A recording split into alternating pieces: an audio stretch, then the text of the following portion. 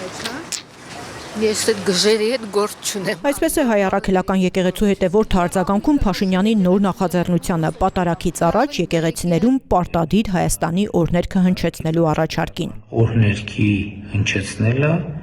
կարձանագրի կապը վերին եւ ներքին պետությունների միջև։ Այդ ինչ նորություններ են, այդ ինչ հիմարություններ են։ Այդ մենակ խելքից պակաս մարդը կարող է առաջարկի, նորմալ մարդ այս բաներ չի առաջարկի։ Սակայն Փաշինյանը այլ խմբագրումներ էլ է առաջարկում եկեղեցիներում դնել Հայաստանի դրոշը։ Ինչ դրոշակ, խաչի տեղը ինչ դրոշակ, այ բալա։ Եկեղեցուն չկպնի ոչ գլխին, ոչ ոտներին, ոչ ձեռներին։ Դրոշակը էլ խփելու տեղ չկա, եկեղեցու հայատն են ուզում տնեն։ Օրհներգին ո՞նց եք վերաբերվում։ Ինչի եկեղեցին երկ չունի, մենք եկեղեցու երկերը ավելի հիանալի ենք, լսում հանգստանում են մեր ներվերը, քան թե օրհներգը։ Հայ այդտեղ ինչ մի խնդիր կա, թող հնչի, ավելի լավ չի։ Հայ ենք, թող մեր օրհներգը հնչի։ Շատ ուրախ եմ դրա համար։ Շատ դրոշի եւ օրհներգի համար։ Այո, ժամանակն է, որ մենք հետևենք մեր վարչապետին, որը շատ լավ բաներ է անում, եւ մեր եկեղեցին, որ մեր սկիզբն է, թող մեր օրհներգը հնչի այնտեղ ամեն օր, ամեն պատարակ։ Ես ավելի շատ հակված եմ առաքելական եկեղեցու մեր որպես հետնորդներ հետևել իրենց խորհրդին, ոչ թե վարչապետին։ Ինչ առաջարկ։ Հուդան ինչ գործ ունի սրբավայրում։ Հուդային թվում է,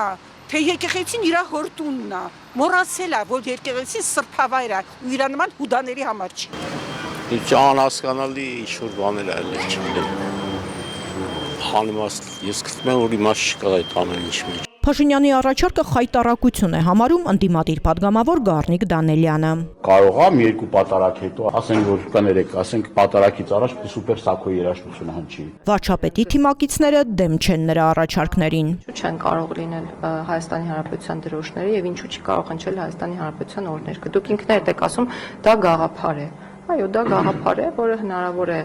իրացնել։ Կաթողիկոսին հեռացնելու ծրագրերից ոչ մի կերպ չհրաժարվող Փաշինյանը այսօր Facebook-ում հրապարակել է եկեղեցու նորոգման ճանապարհային քարտեզ ու ներկայացրել Գարեգին II հեռանալուց հետո գործողությունների հաջորդականությունը։ Փաշինյանն առաջարկում է ընտրել կաթողիկոսական տեղապահ, ընդունել եկեղեցուն նոր կանոնագիրք, ամենայն հայոց կաթողիկոսի ընտրությունն էլ անցկացնել համաձայն դրա։ Նոր կանոնագիրքն անդրադառնալու է հոգևորականների բարեվարքությանը, եկեղեցու ֆինանսական թափանցիկությանը եւ դրա ապահովման երաշխիքներին։ Եկեղեցու գործունեությունը պետք է համապատասխանեցվի հարկային օրենսդրությանը, գործունեությունից գոյացած եւ պետական բյուջե վճարված հարկերն ու տուրքերը ամբողջությամբ վերադարձվեն եկեղեցուն։ Մի բան գիտեմ, որ եկեղեցին ունի իր կանոնները եւ ինքը պիտի իր կանոններով շարժվի։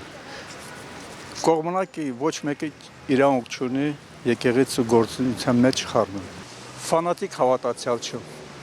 Բայց ես հայ եմ, քրիստոնյա եմ, ես հարգում իմ ավանդական եկեղեցին, իմ սուրբ առաքելական եկեղեցին եւ